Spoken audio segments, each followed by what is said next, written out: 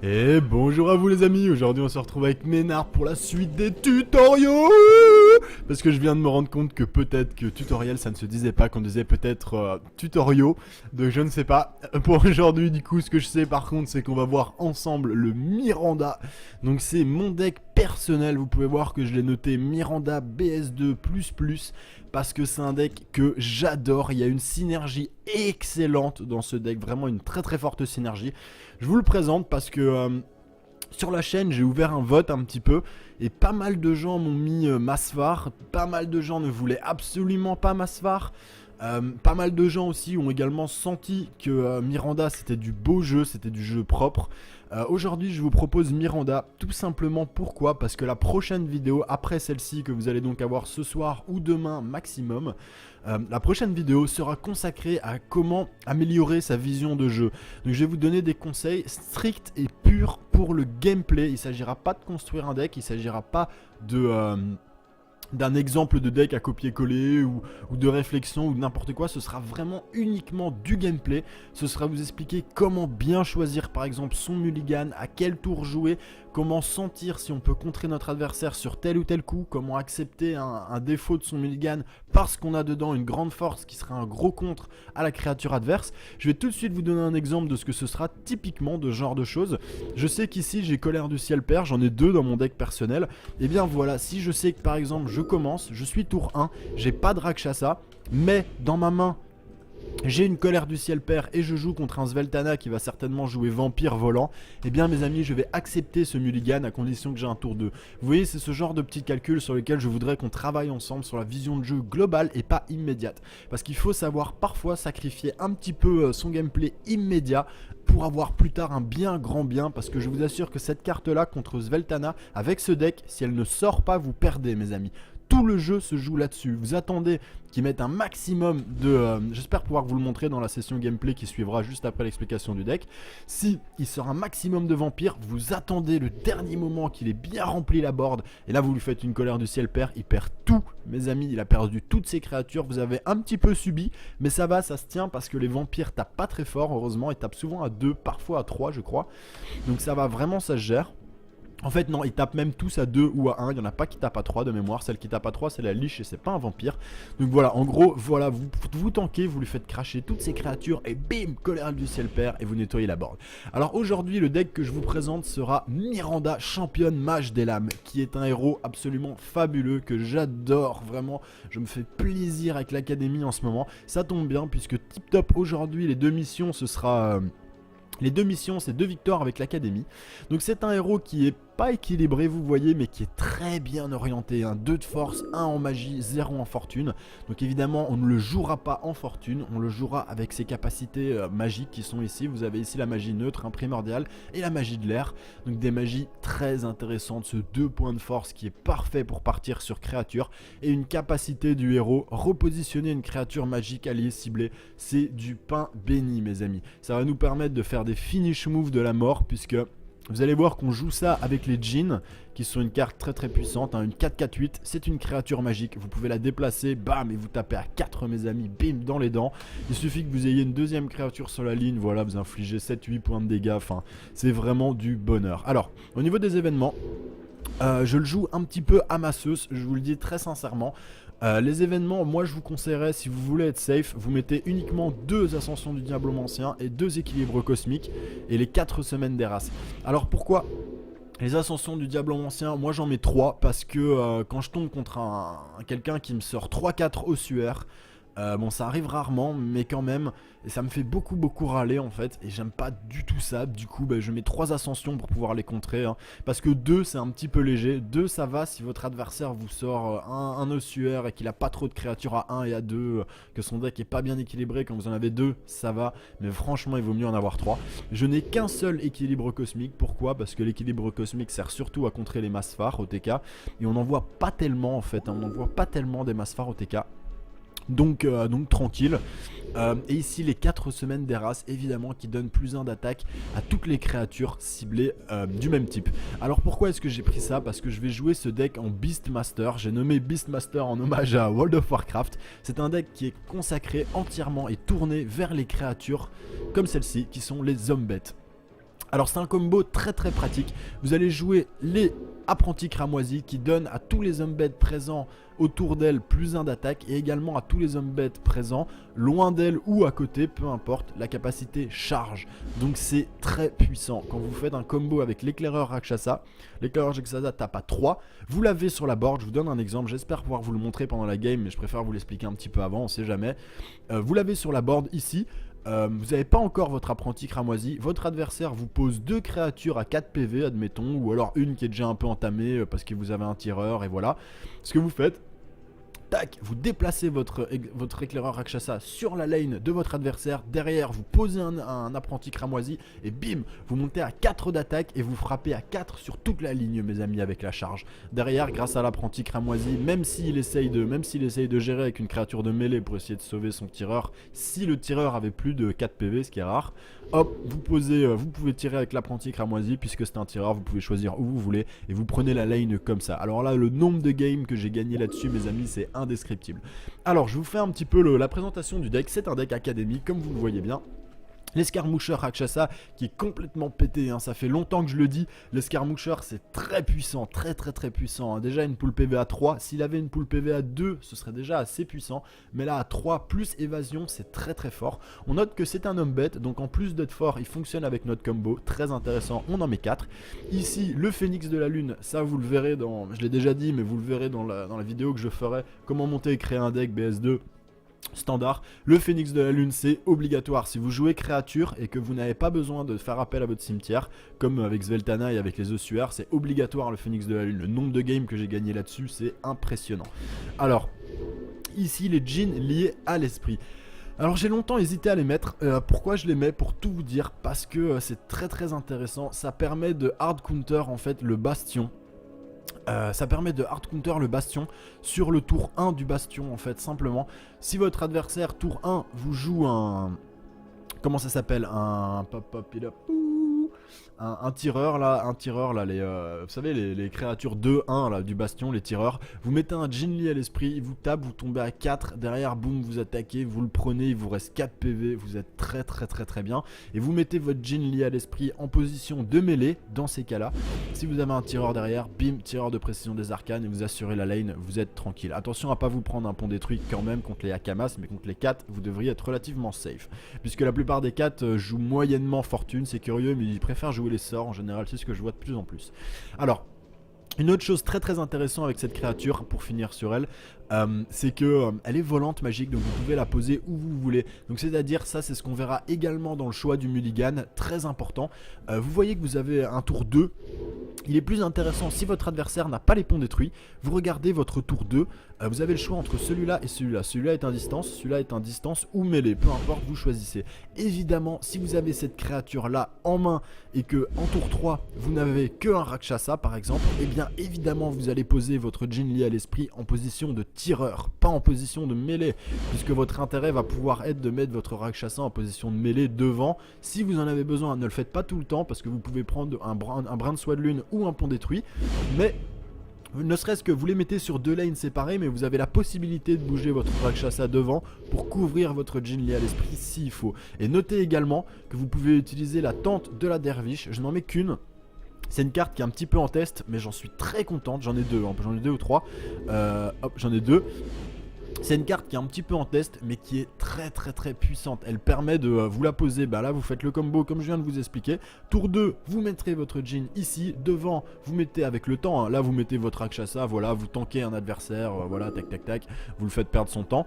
À un tour, vous voyez que tac, en face, il vous met un tireur à 4 en face de votre djinn tape à 2, vous mettez une dente de la derviche devant le djinn, vous relevez votre Rakshasa, bim, vous le montez dedans et ça vous fait une power line à 4 et boum, vous prenez l'avantage.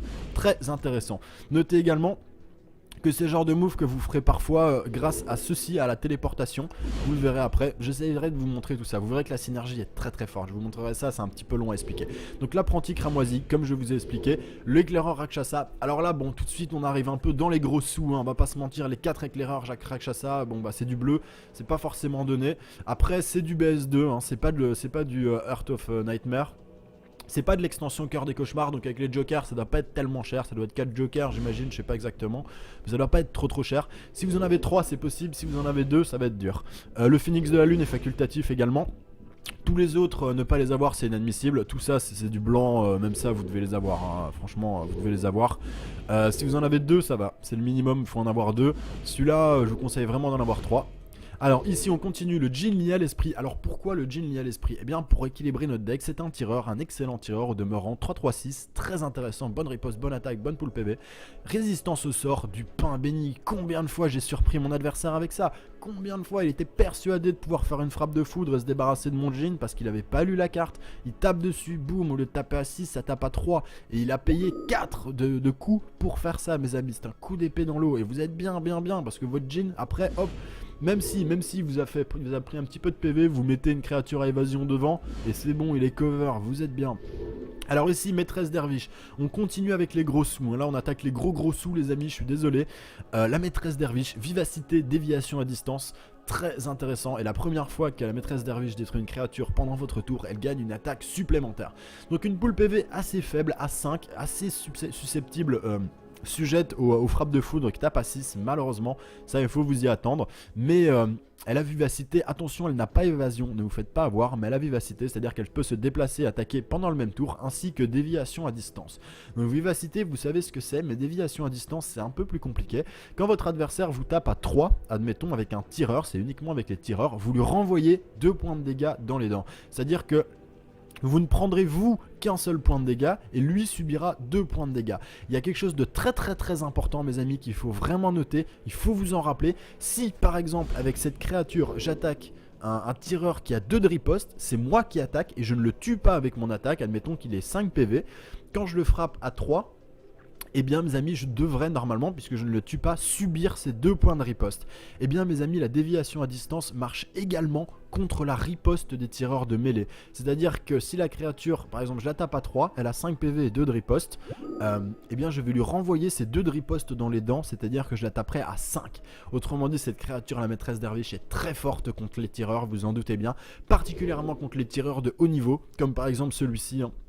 Vous voyez là je le tuerai pas en un coup, mais presque. Je prendrai qu'un seul point de riposte et je lui mettrai 5 points de dégâts dans les dents. Donc derrière hop je fais un petit sort des familles du style un trait de feu. Enfin là j'ai pas le trait de feu mais vous voyez il y a moyen de se démerder quoi. Un petit truc, une petite baffe derrière et fin de l'histoire. Et quand vous tuez une créature pour la première fois pendant le tour, vous avez une deuxième attaque. Donc c'est génial mes amis. Alors ici Nurtis sort très importante dans ce deck puisqu'on va la jouer, on va jouer énormément de sorts. Elle nous permet en plus d'avoir une petite chaîne au téton et d'être une sacrée friponne, elle a l'intérêt d'avoir la canalisation de la magie à 3, donc un niveau 3 assez élevé qui va être très important, vous allez comprendre pourquoi tout de suite, ainsi que résistance au sort, et chaque fois que vous lancez un sort instantané, piochez une carte. Donc bah du méga pain béni les amis, hein, du méga pain béni, je vais pas vous la faire à l'envers, vous comprenez évidemment pourquoi c'est bon. Et ici Zephyria Ludevant que j'adore, que j'ai certainement déjà montré pas mal de fois. Lorsqu'elle rentre sur le champ de bataille, vous renvoyez une créature dans la main de l'adversaire et vous faites un déplacement tactique. Attention, vous ne pouvez pas faire d'attaque avec une autre créature entre ces deux skills. Une fois que vous posez Zephyria, vous êtes obligé de tout de suite renvoyer la créature en main et tout de suite repositionner la créature adverse ciblée. Ça peut avoir une importance, faites-y bien attention, réfléchissez à votre coup avant de le jouer. Et là mes amis, les gros sous, hein, on y va, on envoie, là ça va coûter de la thune. Les 4 djinns sculpte nuage, vous remarquez que j'en ai que 2, malheureusement, j'ai vraiment du mal, c'est terrible. J'ai les larves... J'ai les larvas à 1 avec Délèbre, enfin j'ai tout ce qu'il faut dans tous les decks. Dans mon deck à moi, pas moyen de choper les 4 djinns sculpte nuage. J'en ai 4. J'en ai besoin de 4 et je n'en ai que 2. Je vous conseille sincèrement d'en avoir au minimum 2, hein. Ça c'est vraiment c'est très important dans ce deck. Pourquoi? Parce que vous avez pu voir que j'ai pas mal de créatures à canalisation de magie. Donc je vais monter très haut en magie, ne serait-ce que pour mes sorts également, vous pouvez voir qu'il faut 6 ici. Je vais monter très haut en magie. Et en fait évidemment ça va faire chuter le coût de mon djinn sculpte nuage, qui va souvent quand je le poserai me coûter 1 ou 2 ou 0 parfois, ça dépend si j'ai des créas à canalisation de magie qui sont sortis, mais la plupart du temps il me coûtera vraiment rien. Donc ça fait que vous arrivez genre je sais pas, pour vous donner un ordre d'idée, vous arrivez au tour 8, la game commence un peu à s'éterniser, votre adversaire si c'est un adversaire de la nécropole, il a déjà utilisé ses subjugués, il a déjà utilisé la plupart de ses moissons d'âme, etc. Et là, vous lui sortez 2 gros jeans sculpte nuages dans son œil. Hop, et le mec il est tout mal quoi. Et ils vous ont coûté 2, vous êtes tour 8, donc il vous reste 5 points, admettons 5 points, 5, 6 points ou 4. Vous lui posez en plus une grosse maîtresse derviche ou un urtisseur, enfin vous voyez. Et tout de suite ça refroidit l'ambiance quoi. Vous lui sortez 3 épiques en un tour, le mec il commence à se sentir moins bien. Alors un petit mot là-dessus.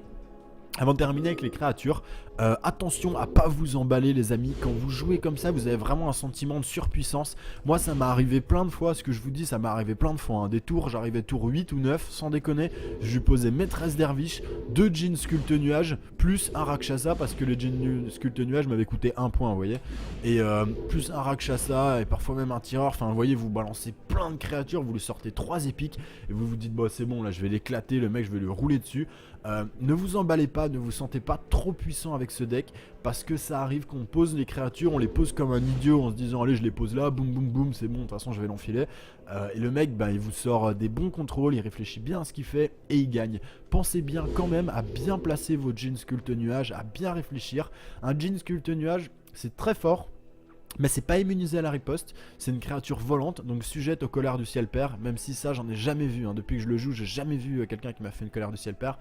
Mais si vous vous prenez une frappe de foudre, vous tombez à 2 PV, il vous tue en vous tapant une fois avec n'importe quelle créature. Donc attention mes amis quand même, attention à essayer d'être un petit peu safe avec le jean sculpte nuage, et surtout très attention à votre Nurtissor qui sera une des pierres angulaires de ce deck, hein. Chaque fois que vous jouez un sort instantané, piochez votre carte, une carte. Ça c'est le mécanisme de pioche de tout le deck. Nurtissor est très important. Alors vous me direz pourquoi est-ce que tu ne joues pas un ou deux Bard Vagabond? Tout simplement parce que ça demande 2 de fortune et le Bard Vagabond actuellement, en plus de ça, comme la méta a changé, le Bard Vagabond ça n'est plus joué parce qu'on n'a plus autant de contrôle qu'avant en fait. On ne peut plus rape toute la board comme on le faisait avant. Avant c'était facile, au début vous posiez votre Bard pour avoir vos bonnes créatures, votre adversaire en profitait pour mettre plein de créatures, il vous meulait un peu la face, vous essayez de gagner du temps. Derrière vous faisiez une fourche de foudre, ça n'existe plus hein, mais pour ceux qui se rappellent, vous faisiez une fourche de foudre, ah bah je peux vous montrer, ça existe encore mais c'est en standard, c'est ça. Et en gros vous nettoyez toute la board. Ça c'est fini maintenant, on a moins de puissance en AE, on a beaucoup moins de puissance. Du coup on peut moins se permettre de se couper une couille pour appeler nos bonnes créatures. Donc le Bard Vagabond vaut plus le coup. En plus de ça il demande 2 de fortune, donc vraiment facultatif. Alors ici les 2 dispels de base, voilà les decks. Quand vous pouvez jouer un dispel c'est bien simple, vous en mettez 2, c'est la base ça aussi hein. Tout de suite on en met 2 parce que c'est polyvalent, ça sert toujours. Surtout maintenant qu'il n'y a plus les possessions, qu'il n'y a plus que les subjugués, que les asservissements pardon, enfin il n'y a plus les asservissements, il n'y a plus que les subjugués. Donc vous pouvez les dispel avec dissipation, parfait. Alors ici ces 2 cartes bouche-trou que j'ai mis, j'aime bien. Ces 2 cartes là je vous les laisse libres, vous mettez ce que vous voulez les amis vraiment. Je vous conseille de ne pas toucher à tout le reste du deck. Ce deck j'ai fait des milliers de parties avec. Je vous conseille vraiment de ne pas y toucher, mais ça et ça, si vous voulez mettre autre chose vous pouvez. Moi téléportation j'aime beaucoup, ça coûte pas cher, ça permet vraiment des moves très intéressants. Et pendant toute la game ça vous permet de contrôler l'adversaire, ça vous permet de tuer le héros, de faire des finish moves. C'est très intéressant téléportation, moi j'aime beaucoup, mais libre à vous. On peut par exemple le jouer avec ça, avant je le jouais avec ça, 2 armures des arcanes pour me protéger contre la magie et gagner créature magique. Ça dépend de ce que vous voulez mes amis, n'hésitez pas, faites-vous plaisir, faites des tests, allez-y quoi. Alors ensuite ici les 4 portails foyer, très fort hein. Pensez bien qu'un portail foyer, une chose très importante, plus tard vous l'utilisez dans la partie, plus il a de valeur. Je parle d'une façon offensive évidemment. Si vous l'utilisez sur une créature à 3, ça a de la valeur mais c'est pas génial. La plupart du temps il vaudra mieux vous dire ah bon allez tant pis là j'ai le dessous sur cette lane, je bouge ma créature, j'accepte de prendre une petite retraite, mais par contre je garde mon portail foyer et tour 6 quand il va me sortir un gros Nurtissor ou un gros je sais pas quoi, bim portail foyer dans ses dents et fin de l'histoire. Alors ici les 4 frappes de foudre, les 4 frappes de foudre c'est une moisson d'âme, ça tape à 6, ça coûte 4, ça demande 4, c'est génial. Ici les 2 colères du ciel père, coucou le spécial Sveltana, le spécial Sveltana et le spécial Ariane, c'est puissant, ça tue, ça déchire, et en plus de ça, même si votre adversaire ne joue pas de créatures volantes, ce qui sera rarement le cas. Notez que ça calme bien le bastion aussi en général, c'est pas mal contre le bastion. Ça vous permet également de lui renvoyer une créature en main. Donc je vous dis, même contre le bastion qui est pas forcément spécialisé dans les créatures volantes, ou alors même le Havre d'ailleurs, vous faites quoi? Eh bien il est là, il a une créature volante et il a une créature à 5. Vous lui renvoyez sa créature à 5 en main. Voilà, votre colère du ciel père est rentable. Et en plus de ça, ça va tuer les 1 ou 2 créatures volantes qu'il aura. Et c'est la même chose pour le Havre, donc dans tous les cas c'est tout bénef. Ici, les 2 bons temporels. Alors là moi ça c'est un sort que j'aime pas trop, même si c'est extrêmement puissant et qu'il faut le mettre dans ce deck, hein. C'est vraiment une appréciation personnelle. C'est un deck, je vous le conseille, vous le dis, gardez-le dans cet état. Souvent je vous dis, vous pouvez modifier plein de trucs, mais là ne modifiez pas trop les amis, vraiment. Les 2 téléportations, vous pouvez, mais ça, moi ça c'est un sort que je n'aime pas trop, mais qui permet régulièrement de gagner la game. Je ne l'aime pas trop parce qu'il coûte très cher en fait, c'est quand vous faites un bon temporel, la plupart du temps vous pouvez rien jouer d'autre. Mais c'est très puissant, hein. Vraiment c'est très puissant. Notez que le bon temporel vous permet... Le bon temporel vous redonne une carte, attention c'est très important, il vous redonne une carte comme si c'était le début de votre tour. Donc vous piochez 2 fois le tour où vous faites un bon temporel. Notez également qu'il vous permet de réaugmenter votre capacité donc de fortune, de magie ou de force. Et il vous permet également, si vous le voulez, de piocher une carte en plus via la capacité du héros. Notez également que durant un bon temporel, les événements vont changer. Et donc les événements vont tourner, hein. L'événement de droite passera à gauche et un nouvel événement apparaîtra à droite.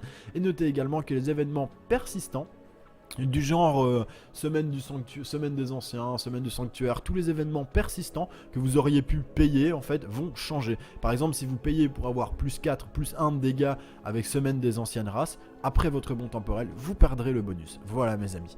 Donc on va tout de suite aller voir sur le ladder s'il y a moyen de se friter. Allez mon kiki. Une petite seconde. Je vais vous reprendre dans une seconde. À tout de suite.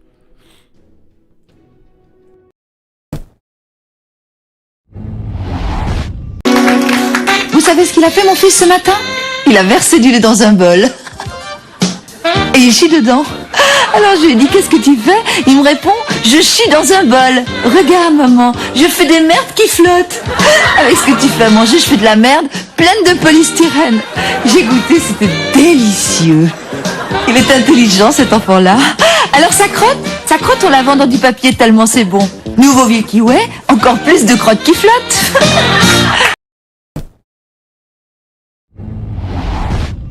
Allez c'est parti mes amis, on va tout de suite aller attaquer le ladder. Alors ça tombe bien puisque j'ai les 2 quêtes journalières farmées, enfin j'ai la quête journalière farmée avec comment ça s'appelle, l'académie. Donc ça tombe plutôt pas mal, on va pouvoir se faire plaisir avec ce petit deck Miranda BS2. Vous pouvez voir que j'ai travaillé sur beaucoup de decks, hein. J'ai énormément de decks à vous proposer là. Il faudra que je vous montre tout ça le plus rapidement possible. Mais ça prend beaucoup de temps, hein, pour faire les vidéos, je vous l'ai déjà expliqué. Donc on va voir ensemble, je vais également essayer de vous expliquer comment bien contrer l'adversaire en choisissant votre mulligan. Enfin rapidement avec Miranda en tout cas, pas d'une manière générale. Vous allez voir que c'est très intéressant parce que régulièrement le tour 2 de l'académie permet, ou en tout cas de ce deck, permet de contrer l'adversaire assez facilement avec la plupart des races mes amis. Alors la condition c'est de commencer en deuxième, c'est mieux, mais même si vous commencez en premier, vous n'êtes pas trop mal si vous avez un Rakshasa, puisque le Rakshasa permet vraiment de temporiser l'adversaire. Ce deck il y a une grosse partie, ça ressemble un petit peu... à certains decks qu'on voit sur le ladder, il y a une grosse partie de temporisation. Il faut vraiment parfois savoir gagner du temps. Vous allez le voir, c'est un deck qui prend toute sa force au tour 8-9. Alors vous pouvez voir que j'ai un mulligan, ma foi, pas dégueu du tout. Je commence. On peut voir que oui, on va dire oui tout de suite à ce deck. Alors une petite note, c'est très bien qu'on commence comme ça, je vais dire oui également pour ça. On peut voir qu'en tour 2, j'ai le djinn lié à l'esprit, mais attention, il demande 3 de magie. Donc dès mon tour 1, il faut que je commence à augmenter la magie, au cas où en tour 2, je n'aurai pas un 2 de tour 2 qui tombe. Il faudrait que je puisse jouer quelque chose, donc il faut bien penser à ça. Et on peut voir que j'ai un deuxième djinn qui tombe, donc tout de suite, on augmente la magie de cette façon. Au tour 2, on sera à 3 et on pourra jouer notre djinn lié à l'esprit et prendre un gros avantage, hein, puisque ça remballe vraiment la plupart des tours 2. Là il va me faire un esprit des sources et voilà, c'était sûr et certain mes amis. Et donc là on lui met un gros fer rouge dans ton œil. Et voilà mon gars, allez voilà, donc là tu dégages, hein. À moins qu'il ait un tour 3 et qu'il fasse un... Il peut faire un déplacement tactique, mais bon c'est pas très grave, hein. Sincèrement, voilà, donc là il l'a pas en plus, il a pas de tour 3, donc un gros fer rouge dans ton œil mon gars. Donc tiens, tu prends ça, hop, Et voilà tes bananes. Et voilà tes bananes. Et on peut voir qu'il a pas assez de fortune, qu'il a pas monté les sorts. Donc on va tout de suite s'assurer de le hard counter bien comme il faut. Donc on va mettre ça en plus. Comme ça, même s'il a un déplacement tactique, quoi qu'il arrive, je prends son esprit des sources. Et ma foi, c'est une partie qui commence sur des chapeaux de roue. Donc on augmente tout de suite la force pour pouvoir jouer notre tour 4, l'éclaireur Rakshasa. Et on y va, on envoie. C'est dommage qu'on n'ait pas de magicien. Mais bon, on n'est pas vraiment en difficulté pour l'instant. Donc voilà, un Kabuki, très bien joué. Très bien joué de sa part, puisqu'il sait qu'il pourra prendre cette carte là si il gère bien. Maintenant, sincèrement, moi ça me fait pas plus paniquer que ça, parce que d'abord je peux lui renvoyer en main, d'abord je peux jouer 2 et 2. Je serais même tenté de jouer 2 et 2. Son Kabuki, qu'est-ce qu'il peut faire? Il est vide là, il peut rien faire avec ça. S'il attaque, il se prend 2 de riposte, je le prends le tour d'après. Je vais tout de suite, plutôt que de poser mon Rakshasa maintenant. Ah merde, si, il tombe à 3. Donc ce sera peut-être plus intéressant si je vais poser mon Rakshasa maintenant. Attention, parce que là vous voyez que mes lanes sont relativement plaines. Au prochain tour, j'aurai certainement envie de bouger mon Rakshasa avec vivacité pour prendre son Kabuki.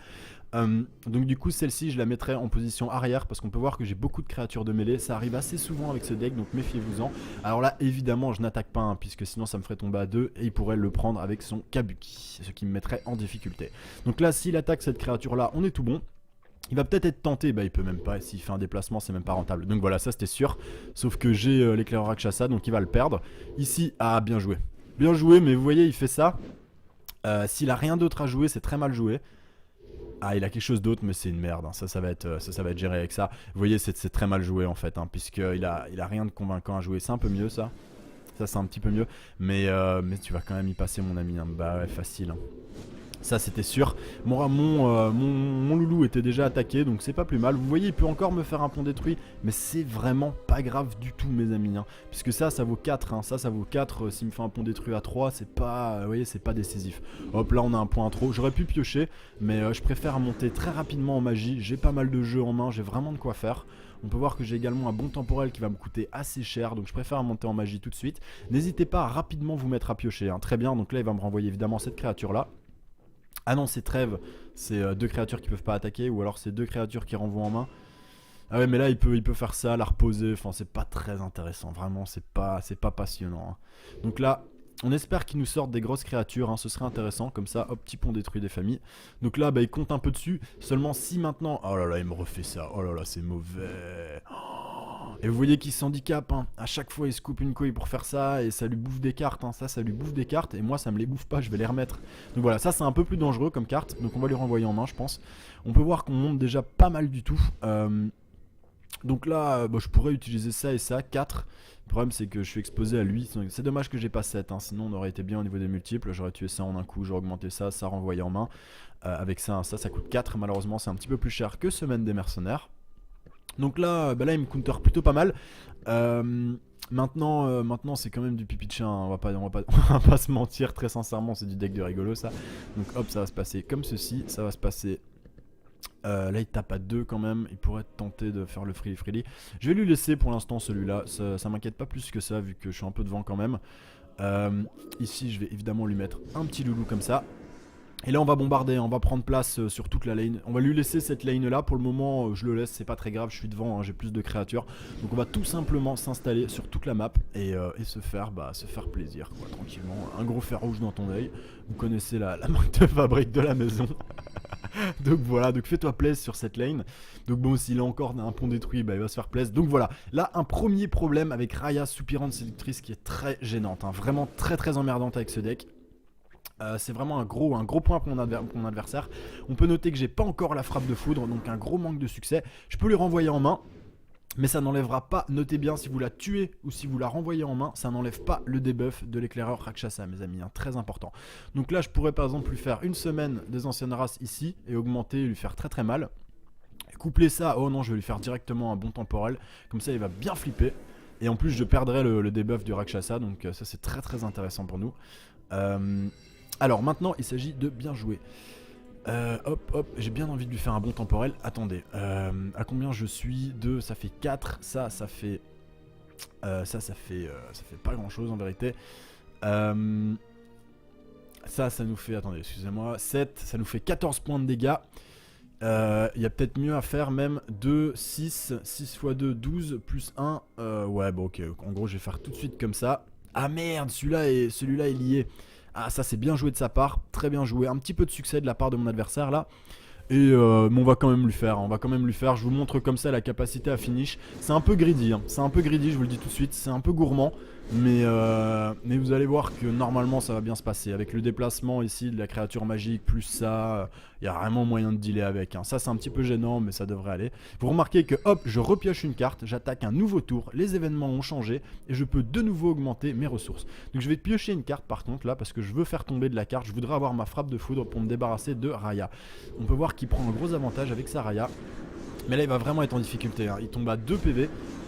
Il suffit qu'il ait une lane où il mette seulement une créature. Je lui fais un pont et voilà, c'est terminé. Donc il faudrait qu'il mette 2 créatures sur toutes les cases. Je demande vraiment à voir. Oui, le petit 3 d'attaque par contre ça fait un peu mal au cul quand même. Mais oula, par contre là ça va être un peu plus chaud. On peut voir que là il me renvoie bien en main. C'est pas gênant, rassurez-vous, c'est vraiment pas gênant, il est foutu. Puisque là il va prendre un... Attendez, oula, oh ça c'est bien joué. Oh ça c'est beau, bien joué. Ça c'est bien joué, du beau jeu Shallan, du très beau jeu Shallan. Très bien, puisque là on peut voir que j'ai qu'une créature qui tape à 1. Il a vraiment bien joué son coup. Si j'ai un event par contre, bah il l'a dans l'os. Il l'a dans l'os, donc puisque hop, comme je vous ai dit, ce petit combo, hop, tac. Alors vous voyez, un des gros défauts de Shallan, c'est que... eh bien, même s'il me renvoie beaucoup de créatures en main, bah, je les ai. Et là, si je voulais, bah, vous voyez que j'ai plein de créatures à 2. Je peux remeubler toute la board. Et avec le temps, lui mettre bien comme il faut, quoi.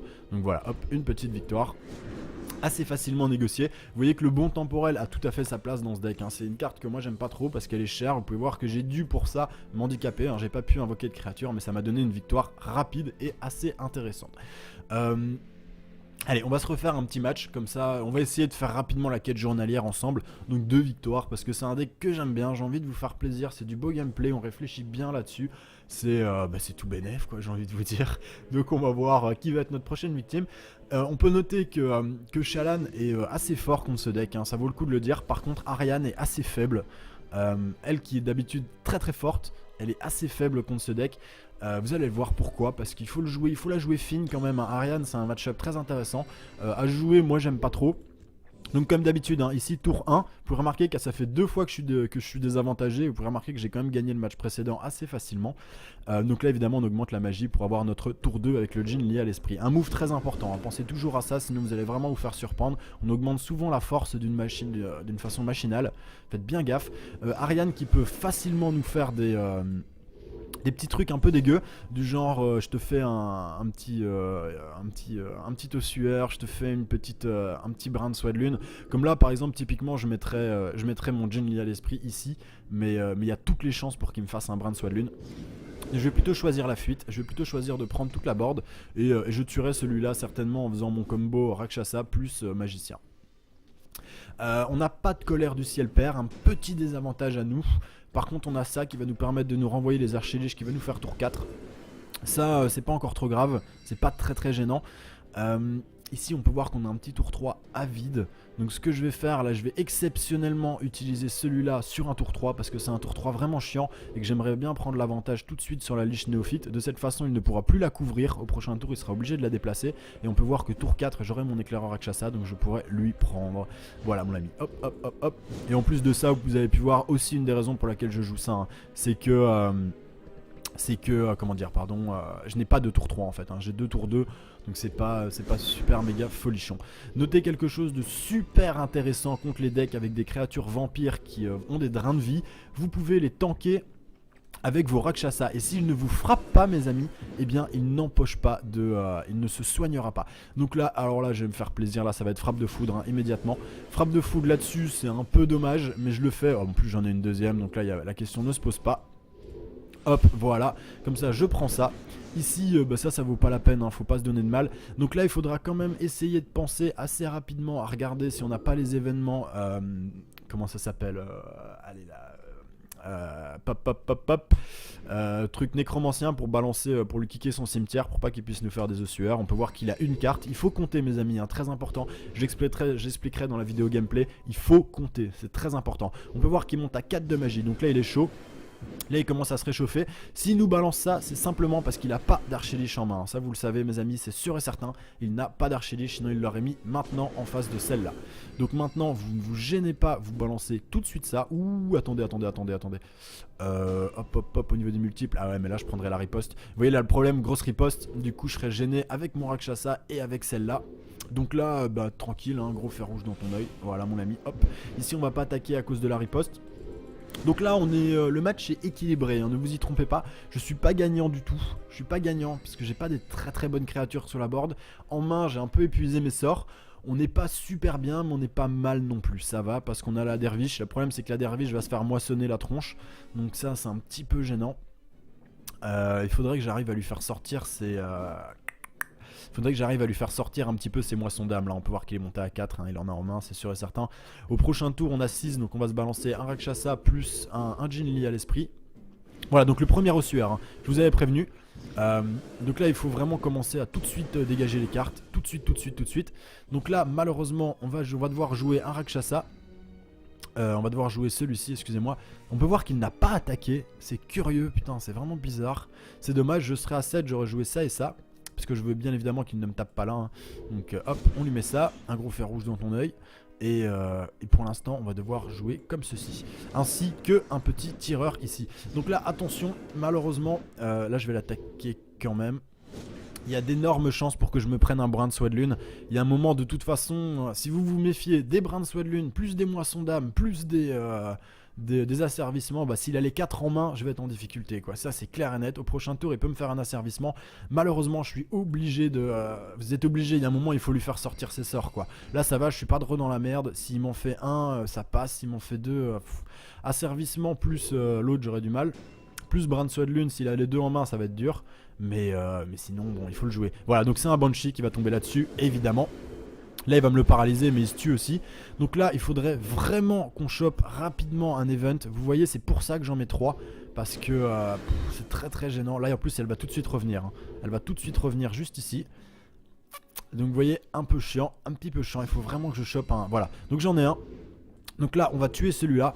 On peut voir qu'on est à 7 mais on va quand même utiliser ça pour bannir. C'est très important, hein, sinon vous êtes vraiment trop pénalisés les amis. Donc là on voit que c'est des ossuaires qui sont mis en position de mêlée. Donc on bannit évidemment en priorité les créatures à 1 ou à 2 en mêlée. Notez que celles-ci peuvent proc n'importe où en mêlée ou en tir. Alors ici qu'est-ce qu'on a? On peut voir qu'il a fait ça, boum boum, il a balancé son ossuaire, il est content, il a joué. Donc là tout de suite bon, on va le sanctionner en bougeant celui-ci.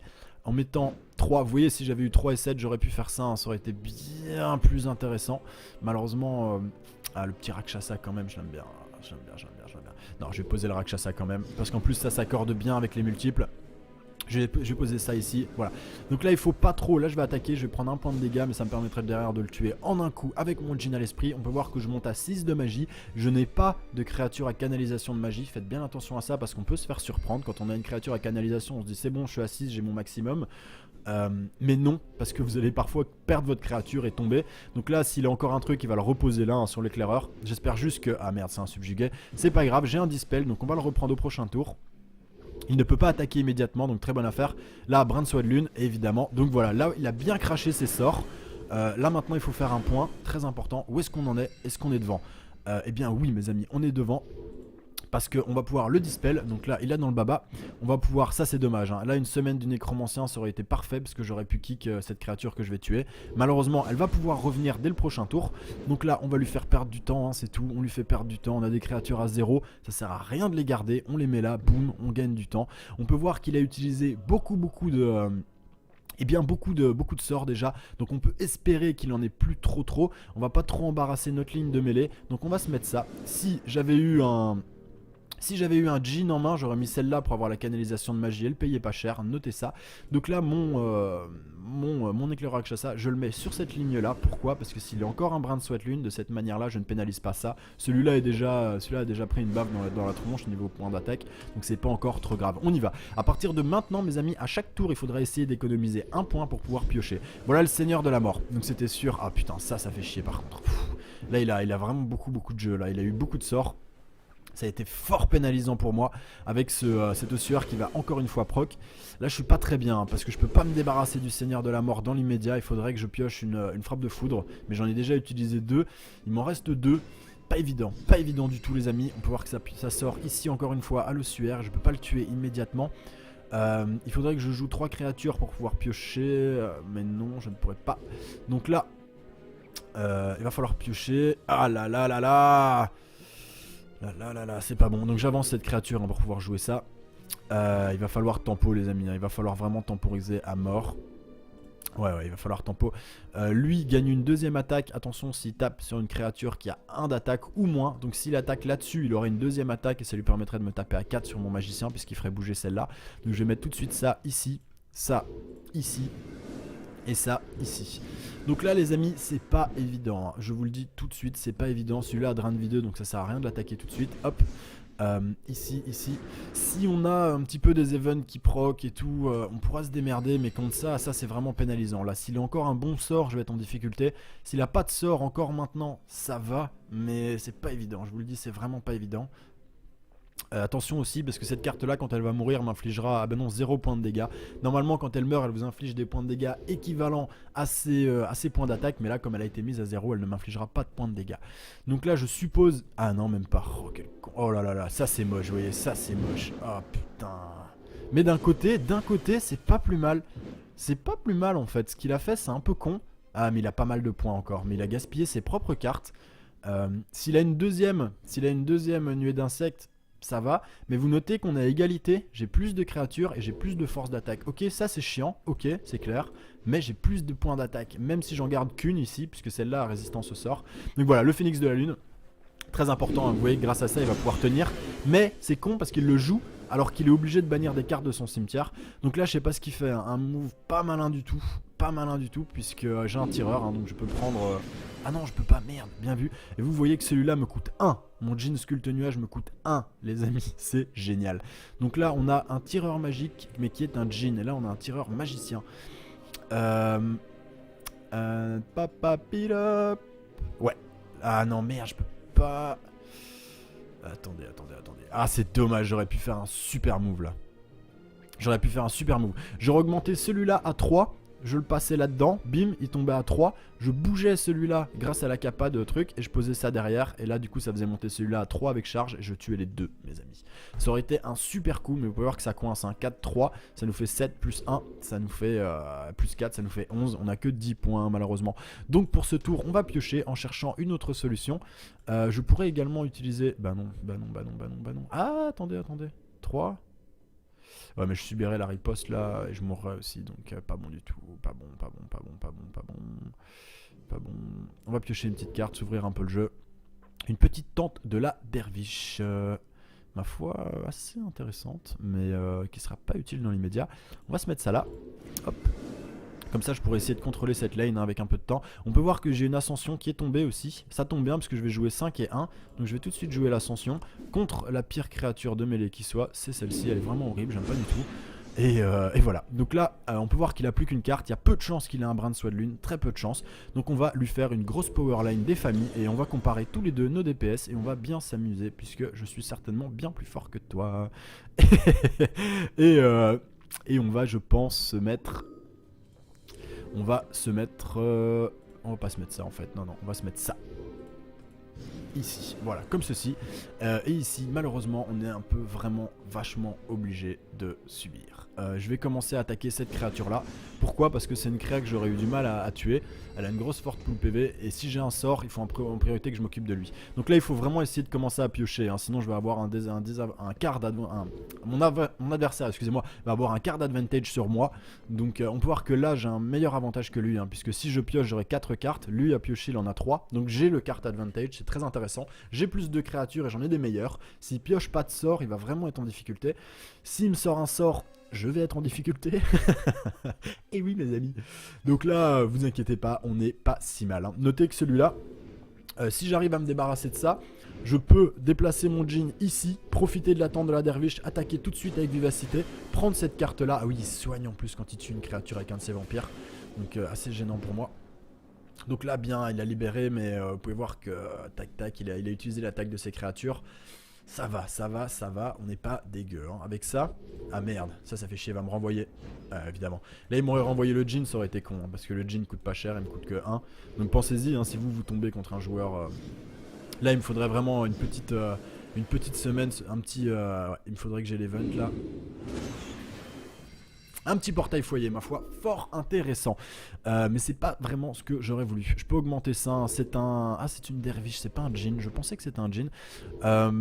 Il faut que je réfléchisse un peu. Pop, pop. Si je l'augmente, je peux tuer ces 2 créatures. Ce serait plutôt pas mal. Je pense que ça va se diriger dans cette optique-ci. Ici, ça, c'est pas vraiment menaçant. Hein. On s'en fout plus ou moins, pour tout vous dire. Est-ce que je peux jouer 4, 5 et 3 ? Non, c'est dommage, ça fait 12. Si je joue 4, 5... Ouais, mais je peux piocher. Ça, c'est plutôt pas mal. Je vais piocher.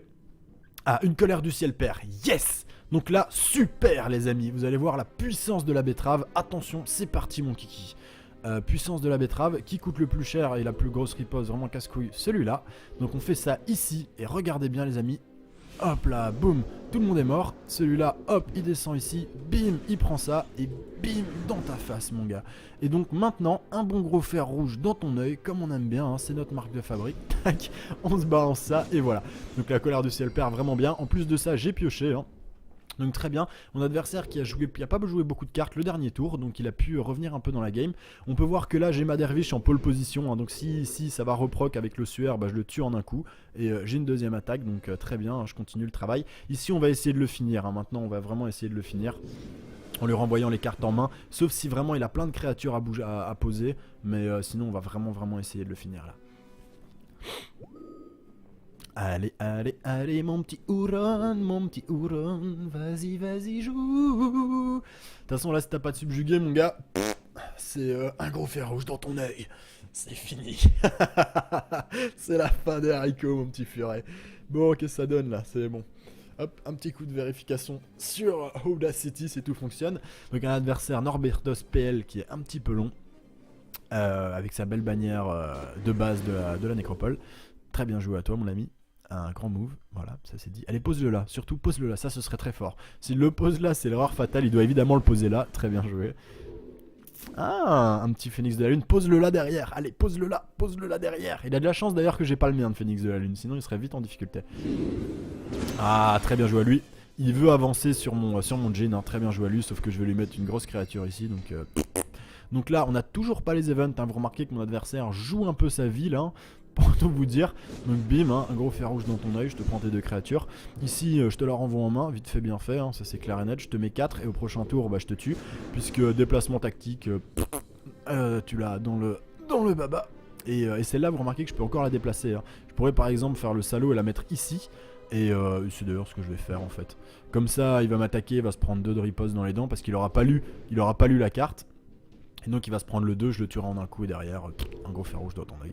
Alors ici on est bien, mais on n'est pas tellement bien, vous voyez, parce que il va un peu faire chier ici, quoi. Il va faire le Huron. Hop, hop, un gros fer rouge dans ton œil. Et ça on va garder. On va pas l'utiliser maintenant, on va tuer celle-là en priorité. Ça on va bien se garder au chaud. Ça va nous permettre de le Huron et de s'en débarrasser. Ça coûte 3, c'est dommage, j'aurais bien défaussé un petit peu, tac.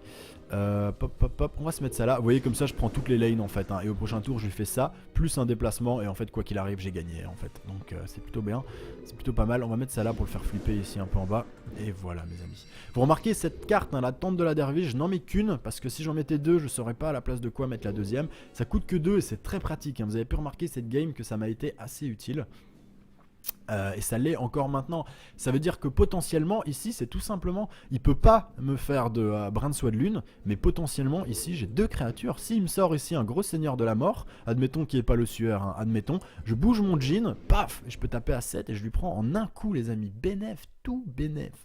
Donc là c'est fini, évidemment. Quand vous avez ça en main et que votre adversaire a si peu de pool PV, vous faites déplacement tactique. Pensez bien toujours à la capa de Miranda, hein. Déplacement tactique plus frappe de foudre, quoi qu'il est, il a perdu. À moins de pouvoir mettre 2 créatures sur toutes les lanes, il a perdu.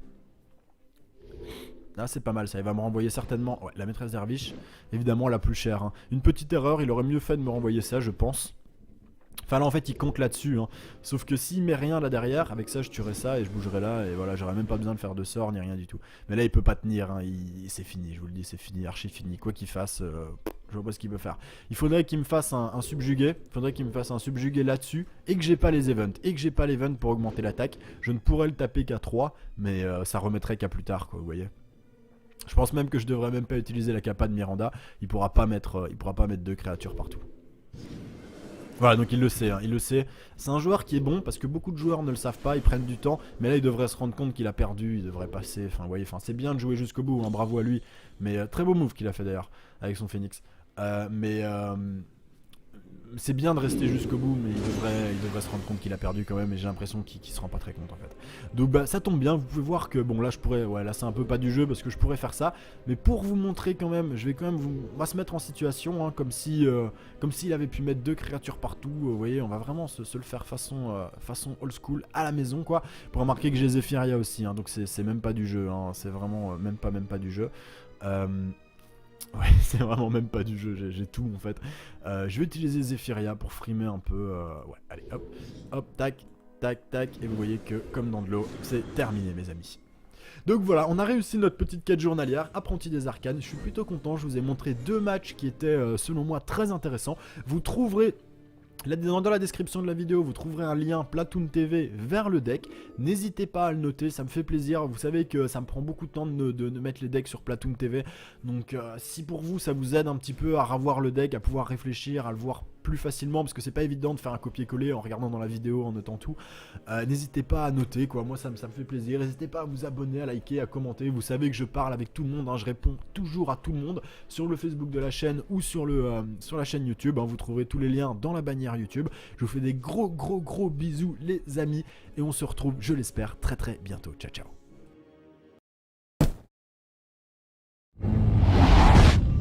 De la nécropole, il a déjà utilisé ses subjugués, il a déjà utilisé la plupart de ses moissons d'âme, etc. Et là, vous lui sortez 2 gros jeans sculpte nuages dans son œil. Hop, et le mec il est tout mal quoi. Et ils vous ont coûté 2, vous êtes tour 8, donc il vous reste 5 points, admettons 5 points, 5, 6 points ou 4. Vous lui posez en plus une grosse maîtresse derviche ou un Urtisor, enfin vous voyez. Et tout de suite ça refroidit l'ambiance quoi. Vous lui sortez 3 épiques en un tour, le mec il commence à se sentir moins bien. Alors, un petit mot là-dessus.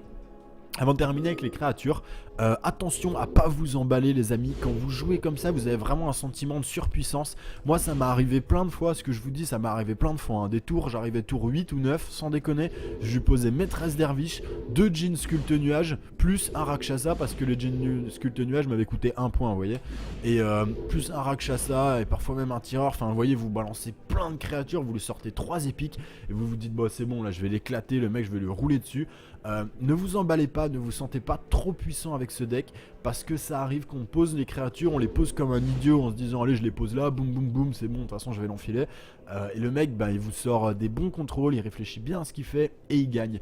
Pensez bien quand même à bien placer vos jeans sculpte nuage, à bien réfléchir. Un jean sculpte nuage c'est très fort, mais c'est pas immunisé à la riposte, c'est une créature volante, donc sujette aux colères du ciel père, même si ça j'en ai jamais vu, hein. Depuis que je le joue, j'ai jamais vu quelqu'un qui m'a fait une colère du ciel père. Mais si vous prenez une frappe de foudre, vous tombez à 2 PV, il vous tue en vous tapant une fois avec n'importe quelle créature.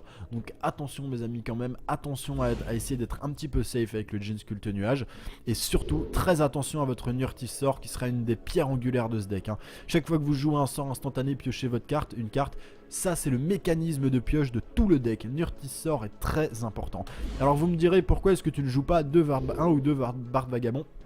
Tout simplement parce que ça demande 2 de fortune, et le Bard Vagabond actuellement, en plus de ça, comme la méta a changé, le Bard Vagabond ça n'est plus joué parce qu'on n'a plus autant de contrôle qu'avant en fait. On ne peut plus rape toute la board comme on le faisait avant. Avant c'était facile, au début vous posiez votre Bard pour avoir vos bonnes créatures, votre adversaire en profitait pour mettre plein de créatures, il vous meulait un peu la face, vous essayez de gagner du temps. Derrière vous faisiez une fourche de foudre, ça n'existe plus hein, mais pour ceux qui se rappellent, vous faisiez une fourche de foudre, ah bah je peux vous montrer, ça existe encore mais c'est en standard, c'est ça.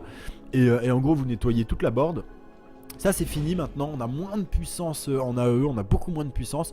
Du coup on peut moins se permettre de se couper une couille pour appeler nos bonnes créatures. Donc le Bard Vagabond vaut plus le coup. En plus de ça il demande 2 de fortune, donc vraiment facultatif. Alors ici les 2 dispels de base, voilà les decks. Quand vous pouvez jouer un dispel c'est bien simple, vous en mettez 2, c'est la base ça aussi hein.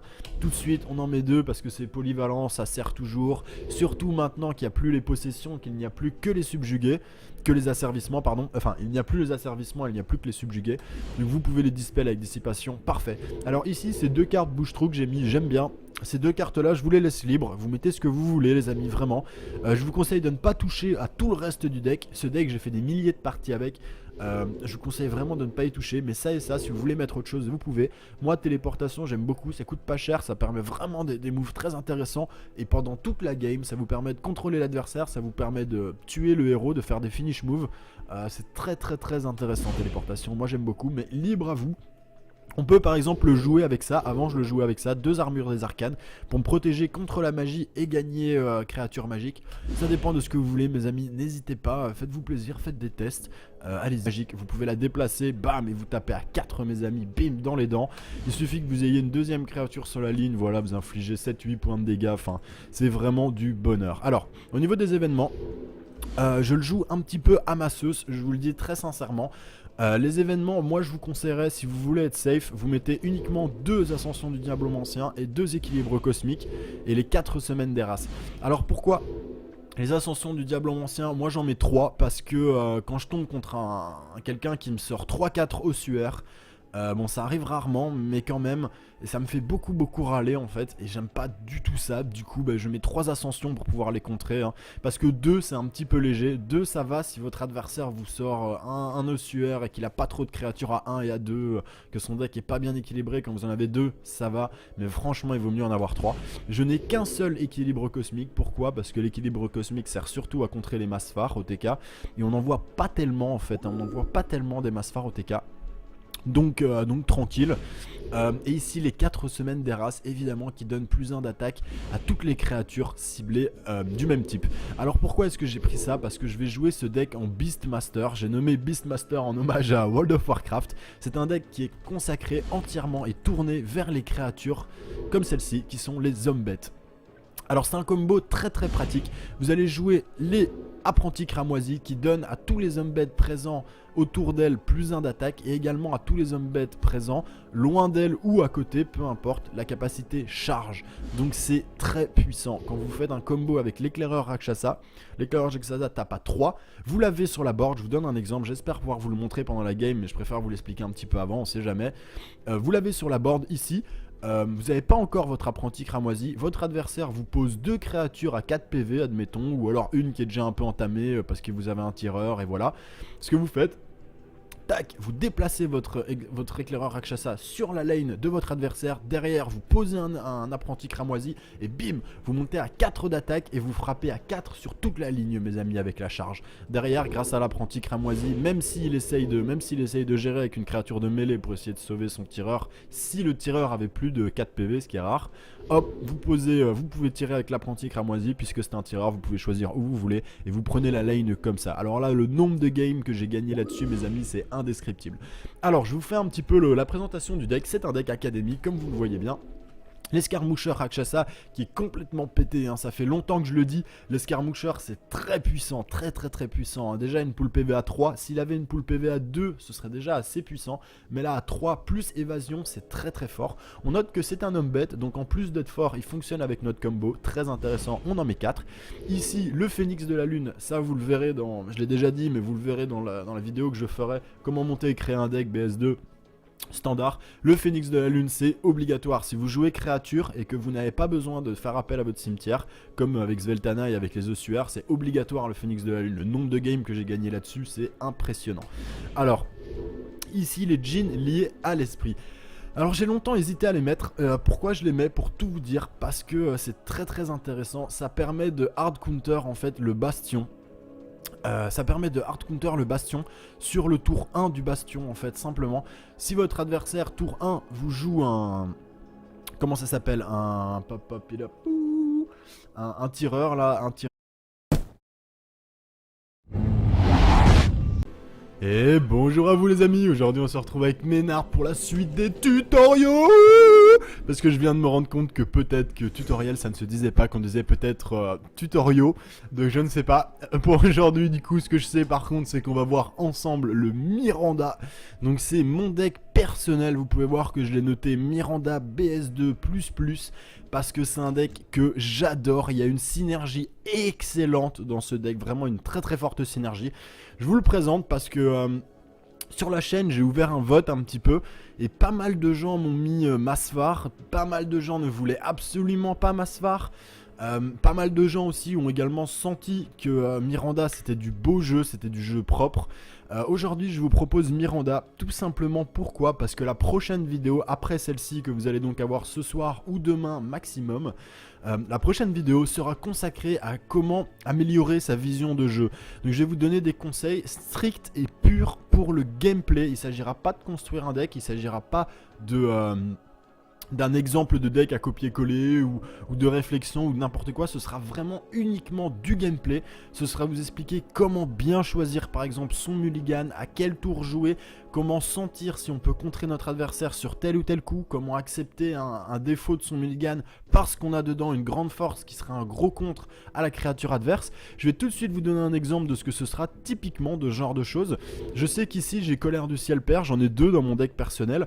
Et bien voilà, si je sais que par exemple je commence, je suis tour 1, j'ai pas de Rakshasa, mais dans ma main j'ai une Colère du Ciel Père et je joue contre un Sveltana qui va certainement jouer Vampire Volant, et bien mes amis je vais accepter ce mulligan à condition que j'ai un tour 2. Vous voyez, c'est ce genre de petits calculs sur lesquels je voudrais qu'on travaille ensemble sur la vision de jeu globale et pas immédiate. Parce qu'il faut savoir parfois sacrifier un petit peu son gameplay immédiat pour avoir plus tard un bien grand bien, parce que je vous assure que cette carte là contre Sveltana, avec ce deck, si elle ne sort pas vous perdez mes amis.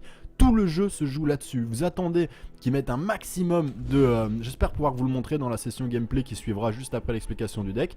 Si il sort un maximum de vampires, vous attendez le dernier moment qu'il ait bien rempli la board. Et là vous lui faites une Colère du Ciel Père. Il perd tout mes amis. Il a perdu toutes ses créatures. Vous avez un petit peu subi. Mais ça va, ça se tient parce que les vampires tapent pas très fort heureusement. Ils tapent souvent à 2, parfois à 3 je crois. Donc ça va vraiment, ça se gère. En fait non, ils tapent même tous à 2 ou à 1, il n'y en a pas qui tapent à 3 de mémoire, celle qui tape à 3 c'est la liche et c'est pas un vampire. Donc voilà, en gros, voilà, vous tankez, vous lui faites cracher toutes ces créatures et bim, Colère du Ciel Père et vous nettoyez la board.